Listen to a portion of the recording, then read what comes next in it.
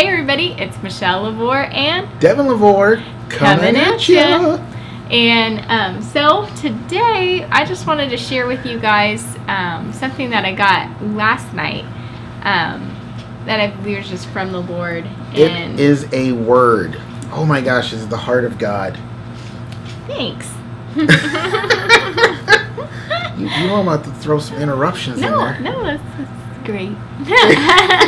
Oh, were you encouraged by that? I was very encouraging. Oh, that wasn't a sarcastic like, oh, thanks for interrupting. No. That was a, oh, thank you. It really was, man. I was like this. It was 1:50 a.m. and I was like, we need to do the video right now. Yeah, and I was because like, I was like, this is a word from the Lord. And God's like, it can wait. It can wait till tomorrow. It can wait till tomorrow, Devin. I'm just like, Lord, this is it. Yes. Greater revelation. Please, more. Yeah. Okay, now I'll be quiet for the next 16 seconds. All right.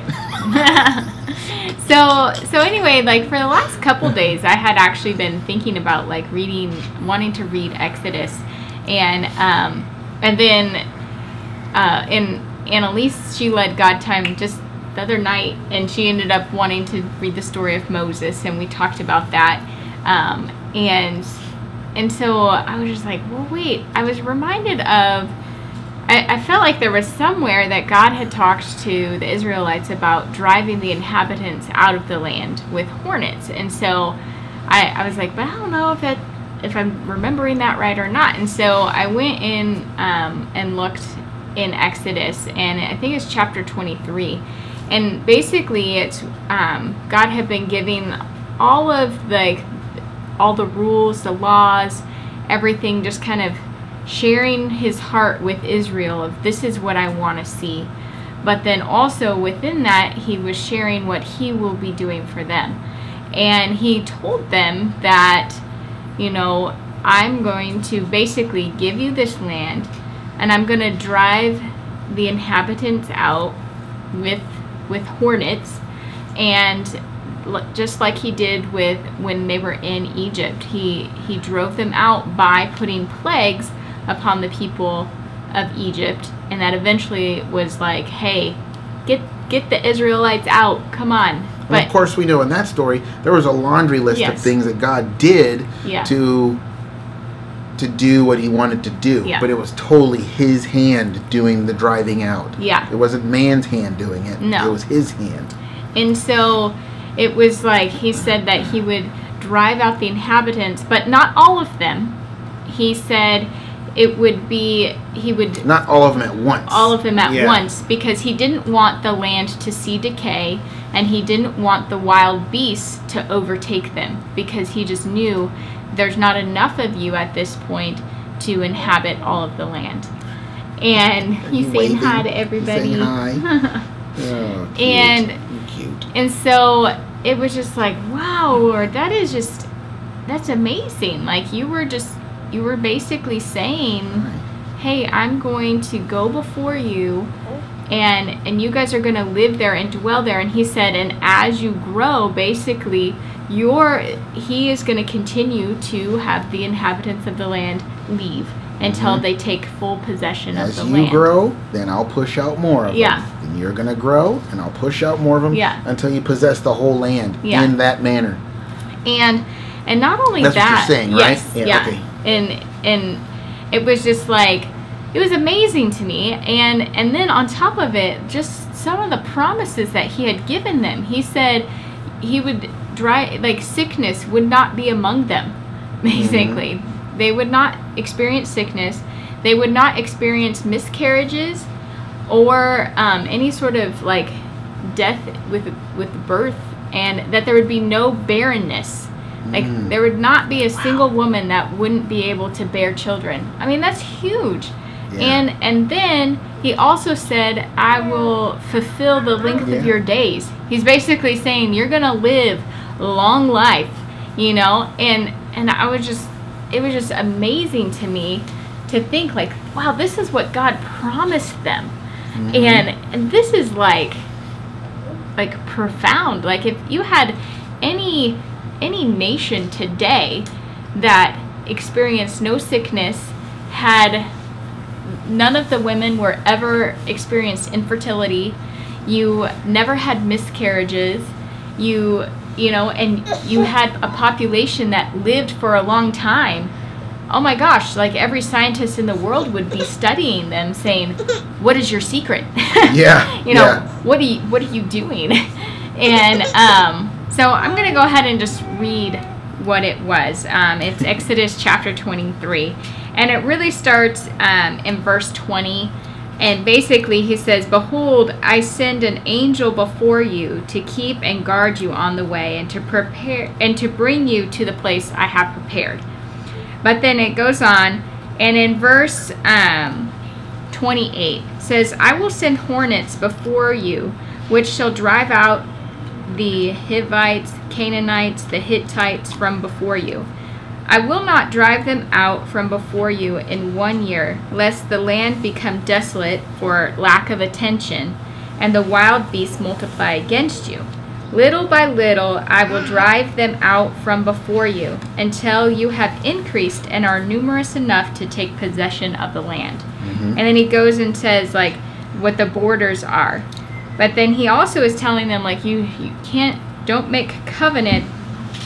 He shall make no covenant with them or their gods. He's saying, hey, you know, they're still going to be in the land, but I'm telling you, you need to be set apart from them. You know, don't do it. and like, they shall not dwell in your land, lest they make you sin against me. For if you serve their gods, it will surely be a snare to you. And it's before that he talks about, like, in verse 27, I will send my terror before you, and you will throw into confusion all the people to whom you shall come, and I will make all your foes turn from you in flight. So they're just going to be running away from them. There's going to be confusion as they come and take possession of the land. Now this all happens, you know, before Moses goes up to the mountain for 40 days. And then, of course, a lot of us know the story. Moses goes up the mountain.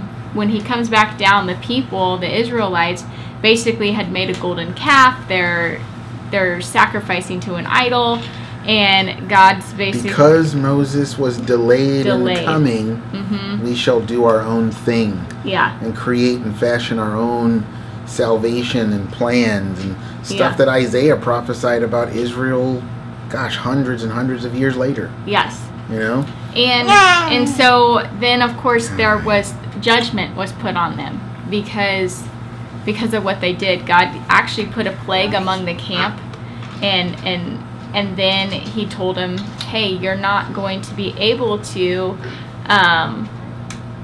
go, those that are 20 years old and above, you're not even going to get to go into the promised land because of your hearts and your wickedness and all of that.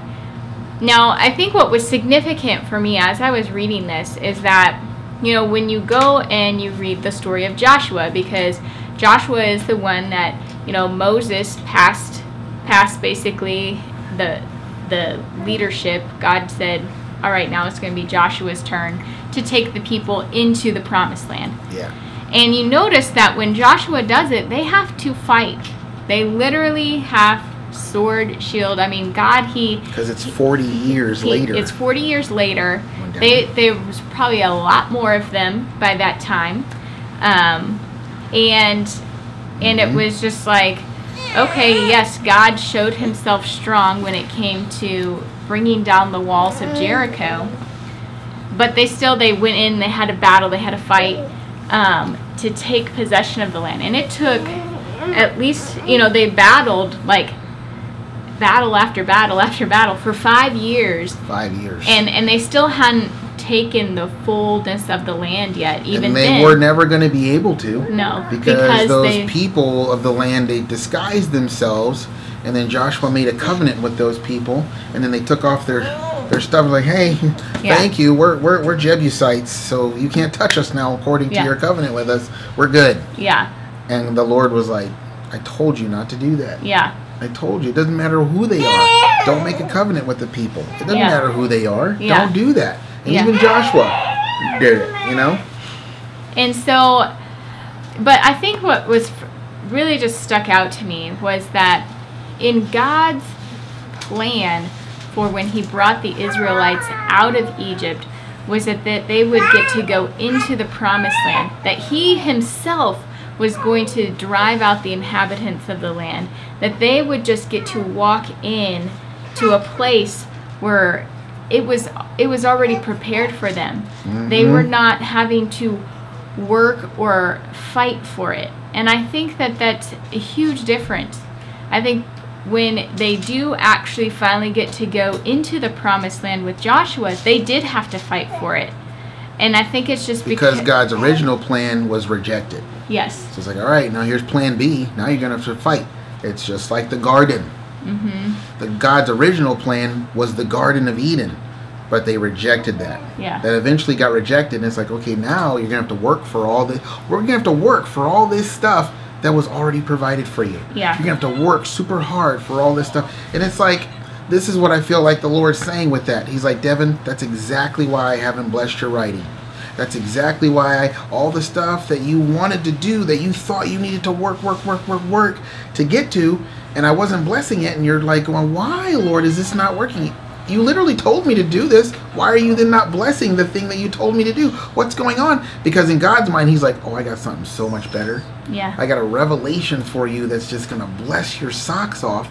And then once I place you in the garden of it, then you'll be like, oh man, this is awesome. Then your writing and everything is going to go to a whole nother level. Yeah. Your heart and your attitude toward it will be more of enjoyment and engagement and really getting the story out and all those different things, instead of having the stress and anxiety of this is what's going to provide for me, so let me, you know what I mean? It's going to be totally different.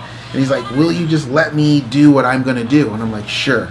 That's without having all that information I just said there. Yeah. It was just like, I didn't understand why. It's like, why are my books not working? I mean, I know it. I think it's a pretty decent story. Yeah. Why is it not selling? Why are people not talking about it? Why is your hand not on it, Lord? It's like, because my hand is on you right now. Yeah. And I'm going to carry you, and I'm just going to place you in the garden of my delight, and you're going to see what I'm doing here. And that's why what we're getting ready to step into, God has talked to us about it being a garden and all that. And so it's like there's two different plans there. There's the garden. There's the first generation coming out of Egypt going into the promised land, and then there's the second, where it's toil, even spiritual toil. So it's like, that's kind of like how it is for our lives right now. God has a first plan that he's working, and yes, he is delayed in coming, but we're just going to chill. Yeah, and honestly, you know, it was like, Lord, we want your first plan. You know? What was it that God asked the Israelites to do? What did they have to do in that entire first plan? They just had to believe. Follow. They had to believe. Yeah. God had sent out the 12 spies into the land, and they come back, and it's like, oh my gosh, like, this place is amazing. Look at the fruit. Look at what's coming from this land. So only Joshua and Caleb were the only ones that basically reported back and said, hey, no, we can take the land. We have God on our side. Like, remember this, people. But the Israelites were basically like, no, there's no way we'll be able to be here. They're gonna basically kill us, and we're gonna be here to die. Like, we can't go in. And so once again, they did not believe the word of the Lord. And so because they didn't believe, that's why things changed, because their hearts were in complete unbelief. And it's like, I really believe that God is saying, like, hey, I've got these great and mighty promises, and all I'm asking is for you to believe. Since January 2017, what has he asked us? Just to believe. Just believe. I believe that because when we do believe, that when we're entering in to the promised land, to the place that God has for us, he himself is going, just as he said this whole time, it's going to be him that brings this move, that gets us into our promised land. Mm-hmm. And it's going to be him that continues to sustain us moving into the land that we have. Yep. It can, you know, like for us, we really believe God's given us Nashville, the region, but it's not going to be our hand that does anything. It's the hand of God that's going to move in a place. And I believe that it is. It's going to be a little by little. It's like there's going to be a growth. But because we have to mature, we have to grow, and God has to continue to, you know, build up what he's doing, and it will continue to move throughout the land. And I believe that there's just going to be some people. I'm just going to go ahead and say this. I believe there's going to be some people who are subscribed to our channel or maybe who watch our videos. They're going to come to Nashville. Yeah. They're going to, because there's going to be people that come. Yeah. That are going to just be a part of what God's doing. Not a part of what we're doing, but so much as part of what God's doing.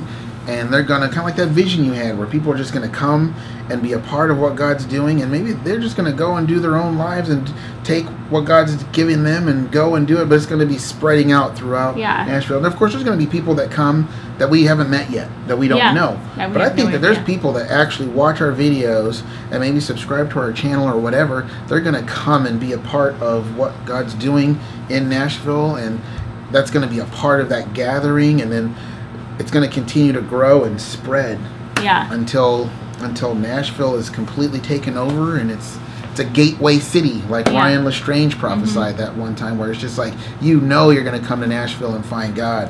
You're going to go to Starbucks and get prophesied over. Yeah. You're going to go to Payless and be like, here, let me grow your feet out an extra inch so you can fit this shoe you want. You know, I don't know.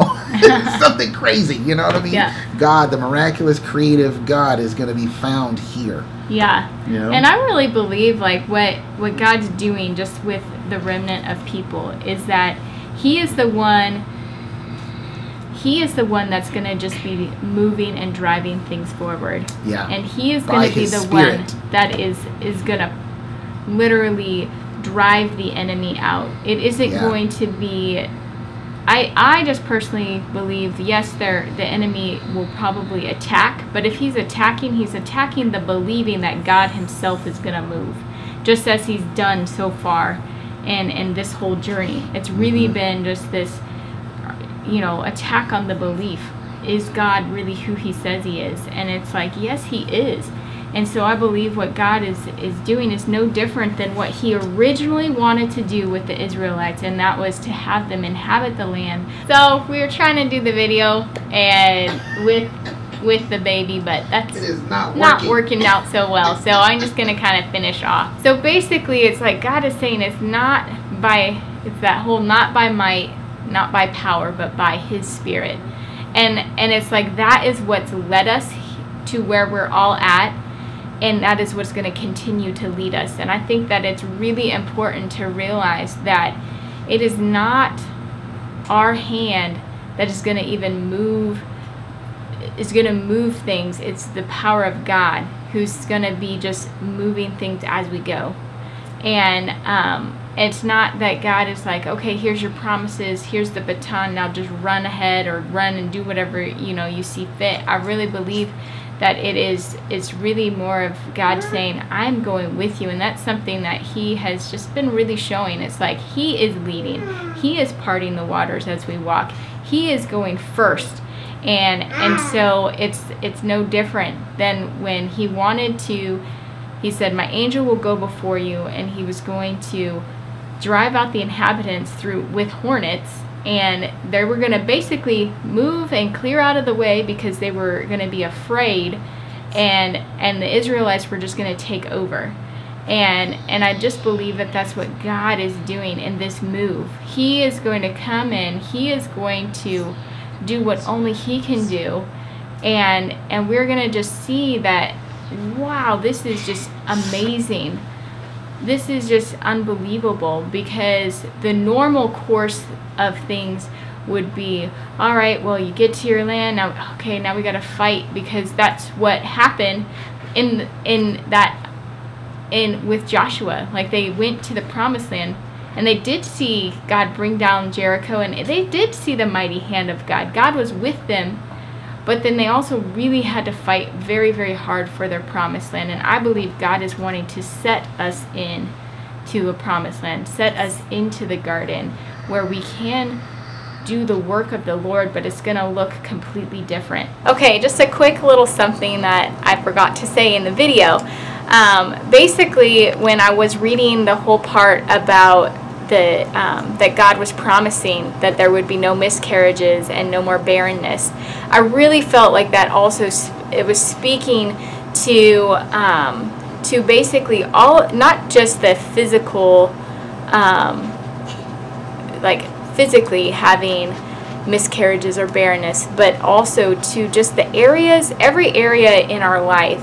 But I know for us personally, I really felt like it was speaking to God saying all those areas in our life that we've had miscarriages or barrenness, where we've tried to go out and and do something but it fails. That's a video right there. That it doesn't produce anything, or it doesn't even get off the ground. Like there was no life to begin with. And I just really felt like God was saying, no, I'm promising you that you will no longer have miscarriages or be barren in the land that you are going into. And so I really feel like that is a word for all of us that have been believing that when we receive the promises of God, He's saying you are now entering into that promised land, that land where there is not going to be any more barrenness, and there's not going to be any more miscarriages of the things that God has purposed in your heart and your life to do. And I just believe that God wants to set His people apart.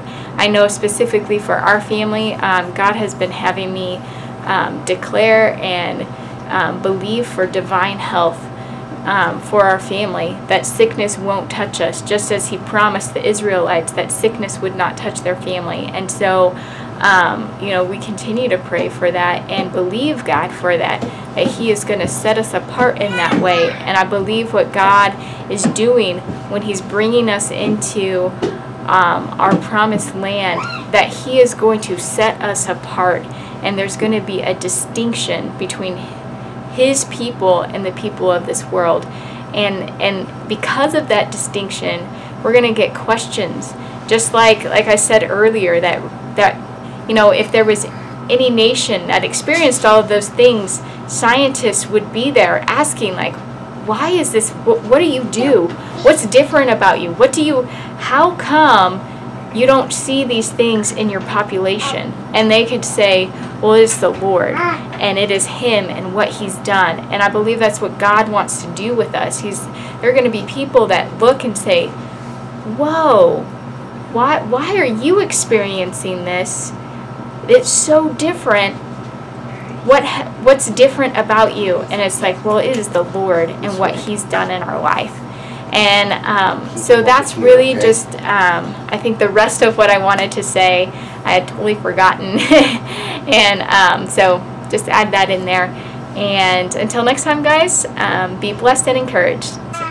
Again, we just thank you all so much for your continued support. It's such a blessing, and we just so appreciate each and every one of you, because it truly is just a demonstration every single day that God has this right here. It really is His hands, and is just constantly praising the Lord for just His goodness and His faithfulness as we continue to walk this journey out. And so until next time, we will see you guys later. Bye.